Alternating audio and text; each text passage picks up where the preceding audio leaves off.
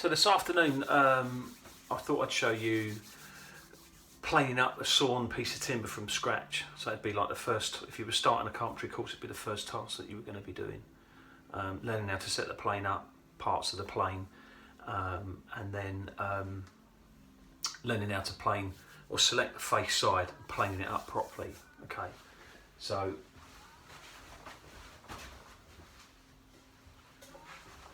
found some old timber in the van. It's really dry and light, and we'll try and find the best side. I'm going to do that side because you'll see more of a dramatic change to that side. And I'm going to cut it to length first. All right. So I'm just going to use my square roughly to square the ends off. All right. And don't forget, when you're doing any sawing, if you're just starting out, I always teach people to put the clamp there like that. All right. So we've clamped our piece of timber to our bench hook. Just tighten him up in the bench. Get your nice saw. Use your thumb to guide the saw.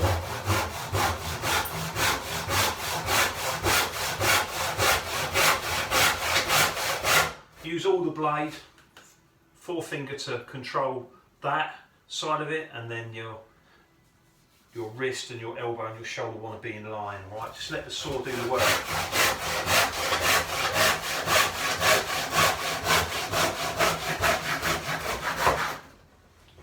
So this is my new bench, which I made up only about a week ago, really. And it's not glued together; it's just screwed together because I thought I might need to adapt it. But with the extra weight of the second-hand vise, I picked up for 25 quid. Seems alright.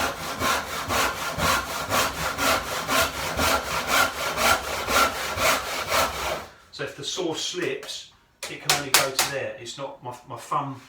My thumb is controlling where the saw is, and if the saw slips, it's not going to cause me any damage. If the saw slips and it goes through your hand there, or hits your knuckle and goes through your finger, especially youngsters or people just new to it, it can really cause a lot of damage.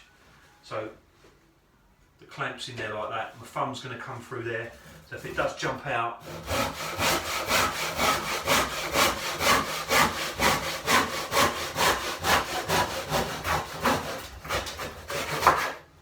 right. So I'm going to pop my saw on this screw, look, just down there. I'm going to clamp over there. Now I'm just going to take my bench hook out and just stand it under there, and we'll just clear that bit of dust up as we go because it's a small workshop and I have got OCD, so as anybody who's worked with me will tell you. Alright. And then so we're going to do that side, alright?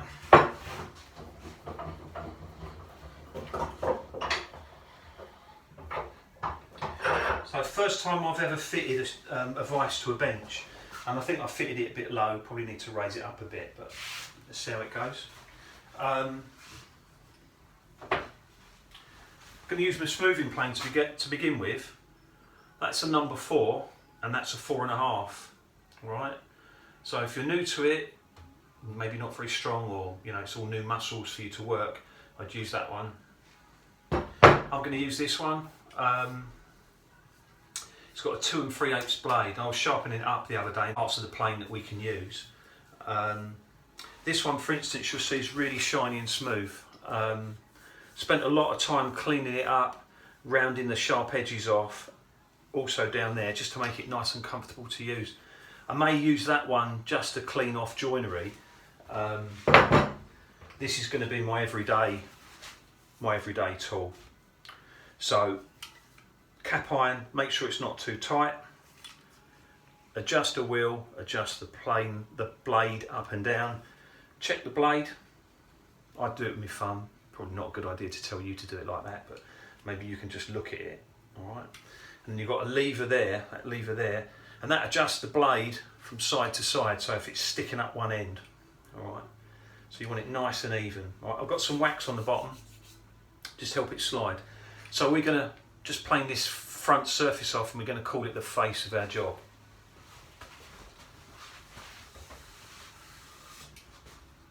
So line your wrist and your elbow and shoulder up. If you're trying to plane like that, it could be that you lean to one side, or you lean to one side like that. With such a big blade, if you're finding it hard to plane, it's not a bad idea to start off like that, so you're just presenting a narrower piece of blade to the job.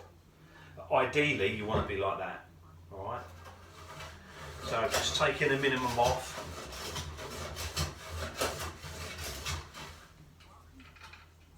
Just adjust him up a little bit. So if you turn the wheel that way, the blade's going to go up.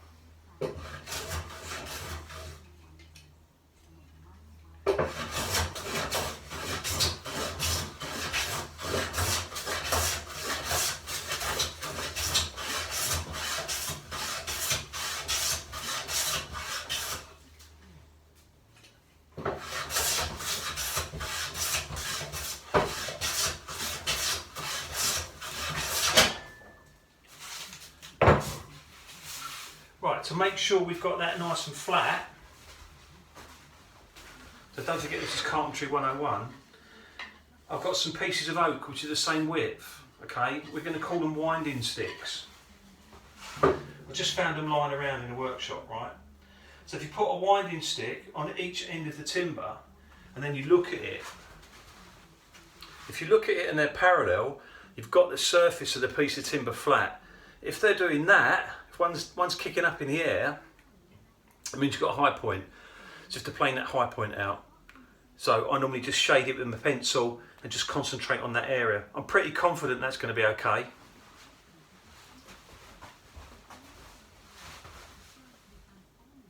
Yeah, and it is. An old trick I learned a few years ago when I was an apprentice. I was working on a golf course. Yeah, we were building a. The golf course was next. The golf course was next door to a stable, and we were renewing the roof on the stable, which had burnt down. And the golf professional told me, so when you're looking at something, do you know how to tell your good eye? Which is your good eye? So, no, not really. So you make a circle, and you focus on something as a target, and then you close one eye at a time. Now, your good eye is the eye that gets the target in the centre of the circle. So that's my good eye. Alright, so when you're sighting your winding sticks, always use your good eye. Alright. So I've just taken off the minimum. We've still got the grey colour, but I've planed it up now so it's nice and smooth. Alright. So we're going to call that the face side. If I do this with a pen for you. Right, so we're going to put a face mark on it, look. Alright. Face mark. A bit like a pound sign, but without those bits. And now what we've got to do is plane this edge square to the face side. Alright.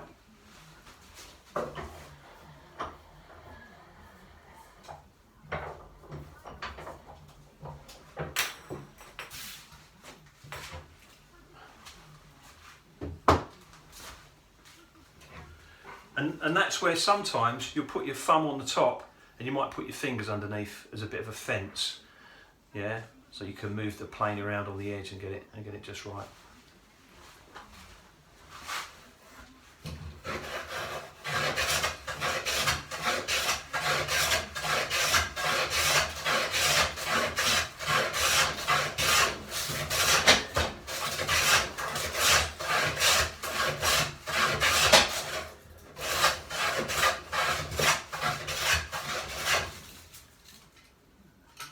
As you get to the end of the job, to stop that happening, you want to just come off, alright?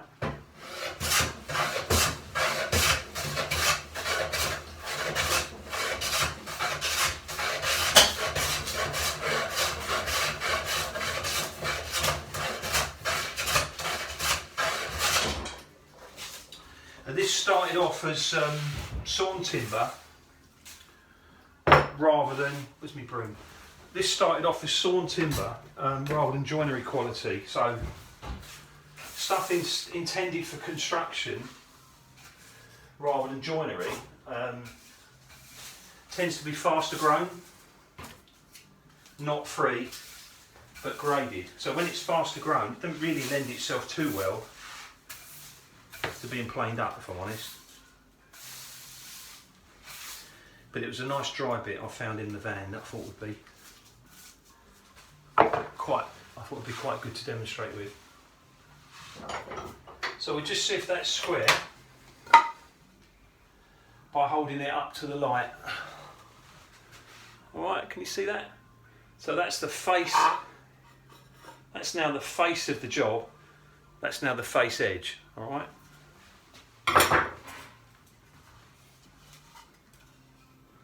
So I'm going to use the face edge mark like that, alright? And now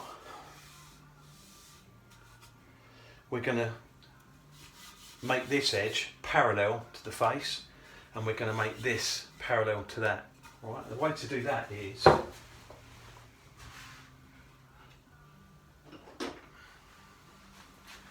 use a marking gauge,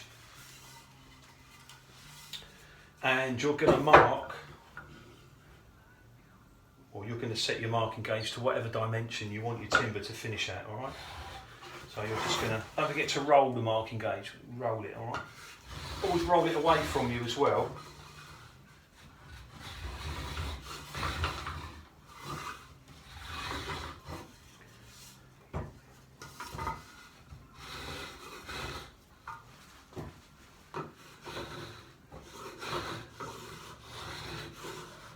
So the marking gauge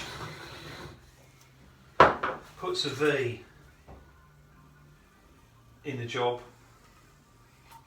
and you're trying to split the V and then just take off that last, I'll show you in a minute, take off that last little bit. So we've got hardly anything there, and we've got a little bit showing there, right, you can see in the light, and you can see I've got quite a bit on that side. Alright, I know that I tend to lean one side. Right.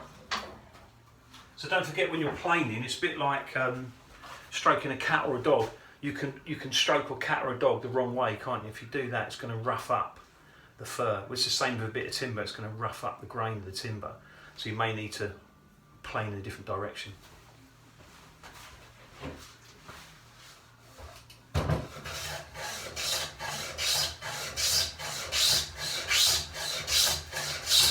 So if you listen to that sound, that tells me it's working quite well.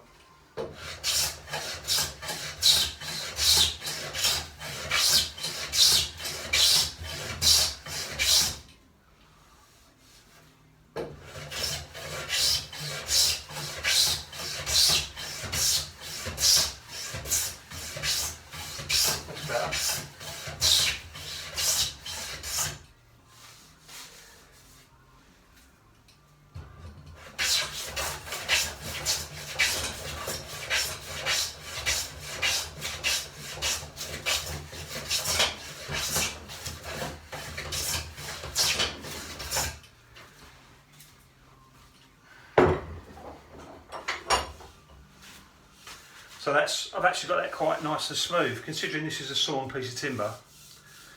As we said earlier, it's sawn quality rather than joinery quality. So now I've got to get this nice and parallel with that face. So same again.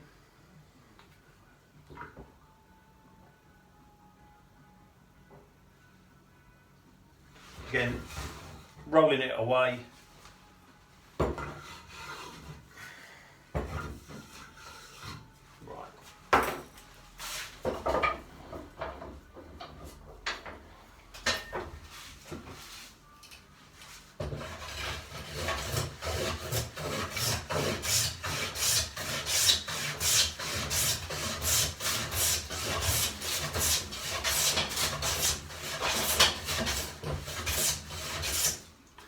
So generally speaking, when you buy timber,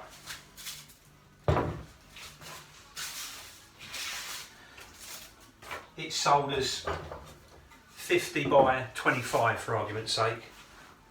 But once it's planed, let's say 50 by 50. Once it's planed, it will be something like 44 by 44. So they're allowing 3mm on each edge just to plane it up. Alright? So you're prepared, your nominal size is going to be 50 by 50 or 50 by 75. And generally speaking, your planed up size will be 3mm off each side. So 44 by 44 or 44 by 69. Alright. We'll just sweep that a little bit up. And that's that done. Alright.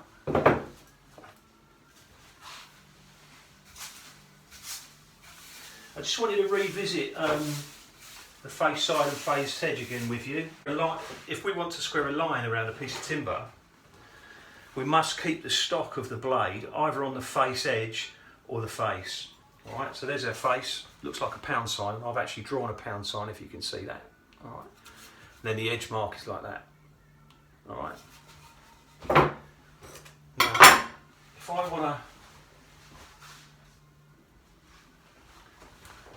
if I want to square a line all the way around this piece of timber, it's the stock of the square on the face edge, going that way, the stock of the square on the face,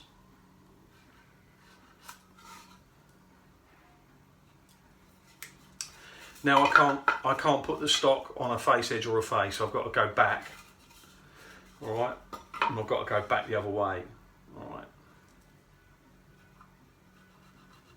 Hopefully you can see this.